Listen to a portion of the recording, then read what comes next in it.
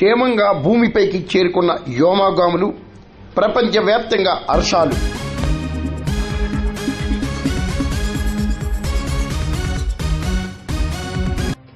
అంతరిక్షంలో 9 నెలల క్రితం చిక్కుకున్న సునీత విలియమ్స్, బుచ్ విల్మోర్తో సహా మరో 2 వ్యోమగాములు సురక్షితంగా భూమిపైకి చేరుకున్నారు. ఆస్ట్రోనాట్స్తో క్రూ డ్రాగన్ వ్యోమనౌక తెల్లవారుజామున 3:27 ఫ్లోరిడా తీరంలోని సముద్ర జలాల్లో క్షేమంగా దిగింది. ఆస్ట్రోనాట్స్ భూమిపైకి చేరే దృశ్యాలను నాసా ప్రత్యక్ష ప్రచారం చేయటం ప్రాధాన్యతను సంతరించుకుంది. ఆస్ట్రోనాట్స్ క్షేమంగా తిరిగి రావాలని ప్రపంచవ్యాప్తంగా ప్రజలు ప్రార్థనలు will be assisted onto the mobility aid